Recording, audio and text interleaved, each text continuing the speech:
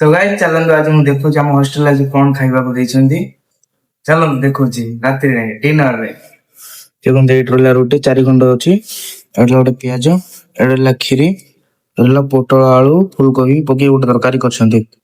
ଆଉ ଗୋଟେ ମେନ୍ ଜିନିଷ ହଉଛି ମୁଁ ଏଇଟା ଗୋଟେ ଅର୍ଡର କରିଥିଲି, ଦେଖୁଛି ଆପଣ ଦେଖନ୍ତୁ। ମୁଁ ଏଇଟା ଖୋଲୁଛି, ଖୋଲିକି ଦେଖୁଛି ଆପଣଙ୍କୁ ଏଇଟା କଣ ହେଲା, ମୁଁ ଖୋଲିକି ଦେଖୁଛି ଆପଣଙ୍କୁ। ତ ଗାଇସ୍ ବର୍ତ୍ତମାନ ଦେଖନ୍ତୁ ଏଇଟା ହଉଛି ଚିକେନ, ଯୋଉଟା କି ଅଛି କେତେ ପିସ୍ ଦେଖୁଛି, ଗୋଟେ ଲେଗ ପିସ୍ ଦେଇଛନ୍ତି, ଏଇ ଗୋଟେ ପିସ୍ ଅଛି, ଏ ଗୋଟେ 3 4 5 6 ପିସ୍ ଗ୍ରେଭି। ଏତିକି ପଡିଲା ମତେ କେତେ ଟଙ୍କା ଜାଣିଛନ୍ତି? ଏତିକି ପଡିଲା ମାତ୍ର 84, ମାନେ 84 ଟଙ୍କା। କାହିଁକି ନା ବର୍ତ୍ତମାନ ୟାର ଆମାଉଣ୍ଟ ଥିଲା 200 ଟଙ୍କା ହୋଟେଲ ଭାଗ୍ୟଶ୍ରୀ, ଯାହାକି ବହୁତ ଟେଷ୍ଟ ଲାଗେ ସେ ହୋଟେଲର ଖାଇବାଟା।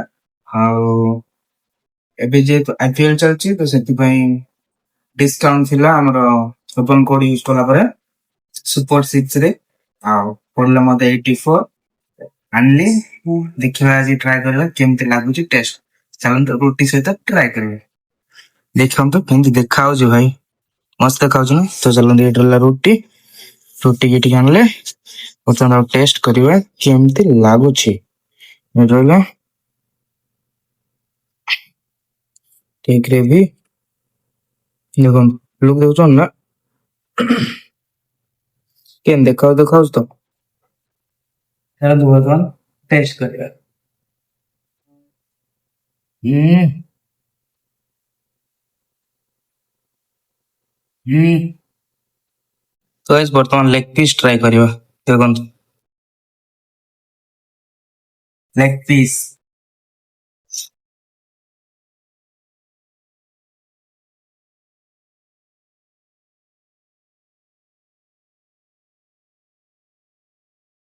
ଏଇ ରହିଲା ଆମ ହଷ୍ଟେଲର, ଏଇଠି ରାଖିଲି।